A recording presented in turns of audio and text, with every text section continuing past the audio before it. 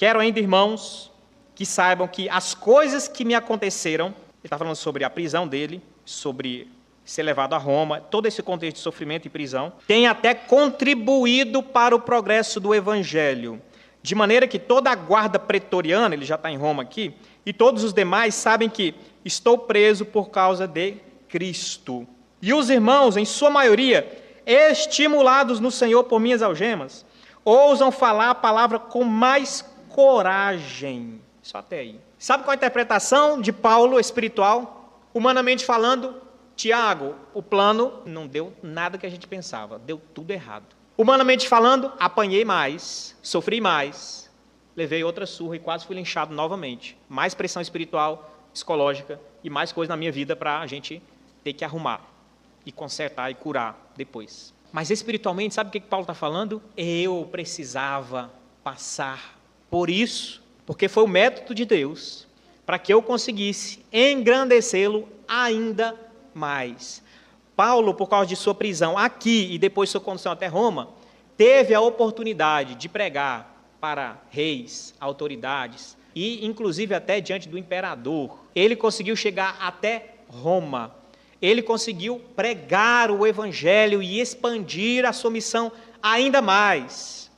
Ele conseguiu ser uma figura de encorajamento, porque agora outros estão vendo. Ele está falando, isso que eu passei contribuiu para o progresso do evangelho, de maneira que toda a guarda pretoriana agora sabem que eu estou preso por causa de Cristo, eles estão ouvindo o evangelho também.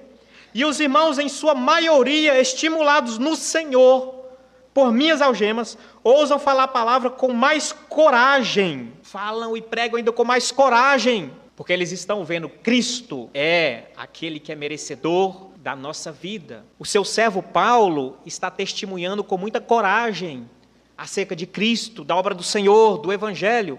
Por que que eu vou ser medroso, covarde, como a oração do Samuel, que nós devemos ser mais corajosos? Porque nós somos medrosos, temos medo de sofrimento, de dor, de perseguição. Olha o que Paulo está deixando como exemplo. Olha o que é a vida desse homem. Olha o que o próprio Jesus, que é o maior exemplo, olha o que Jesus fez, a entrega de Cristo.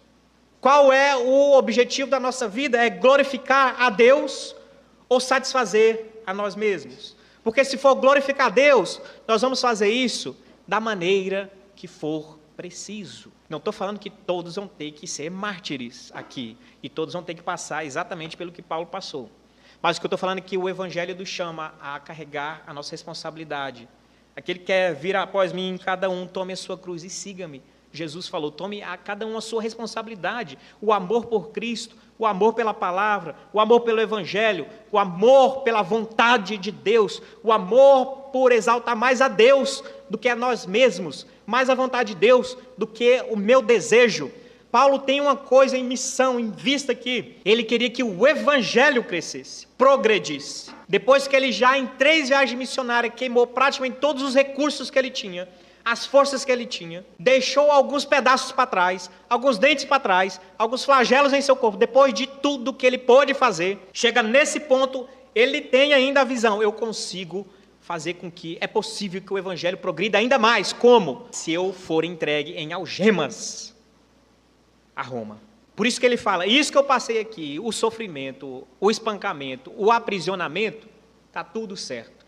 Porque no fim das contas, todas as coisas vão progredir para o crescimento da palavra do Senhor, do evangelho, do testemunho de Cristo. Esse evangelho vai ser ouvido até nos confins da terra, porque essa foi o mandamento de Deus, o decreto de Deus, que essa palavra chegasse aos confins da terra. Amém, meus irmãos? Às vezes, como a gente sempre tem falado, os nossos planos não saem do jeito que a gente pensa. Nós pensamos ir do A, B, C e D, mas Deus pode ir do B, D, C, A. Quem disse que Deus tem que seguir certinho o nosso trajeto, os nossos planos? Nós devemos ter um olhar espiritual um pouquinho melhor para as coisas. Quem disse que, em muitos casos, aquilo que nós reputamos como derrota, quem disse que é espiritualmente derrota de fato? Como é que você está interpretando os acontecimentos na sua vida? Quem é que está falando que é derrota de fato? Se nós olharmos para Jesus na cruz, todo mundo ia falar, derrotado, fracassado. Foi um ponto máximo de vitória de Cristo. Todo mundo que olha para Paulo aqui, derrotado, vai ser linchado, fracassado, os planos, nesse momento, também arruinados. Um momento também crucial para que o Evangelho ainda progredisse mais ainda. Quem disse que, às vezes, a nossa luta, a nossa decepção momentânea, os nossos dilemas como cristãos na nossa vida, quem disse que isso é derrota? Irmãos, nós somos crentes. Essas coisas que nos acontecem é Deus nos aperfeiçoando, certamente. Essas coisas que nos acontecem, elas servem, de algum modo, para o bem. As nossas dificuldades, as nossas limitações, às vezes as nossas crises, os nossos momentos de dilema, cada um de nós tem um, mas nós devemos olhar pelo prisma de Deus.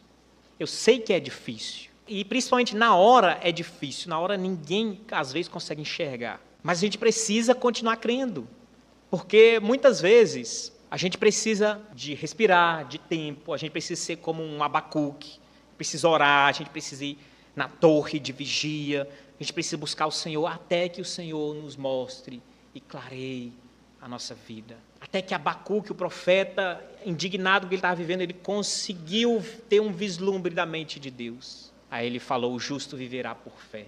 Conclusão dele. Ainda que a figueira não floresça, não haja fruto na videira, ainda assim eu me alegrarei no Senhor, exultarei no Deus da minha salvação. Paulo, nesse momento, ele está confiando no Senhor, meus irmãos. Apesar da dificuldade aqui da luta, o Senhor está conduzindo todas as coisas.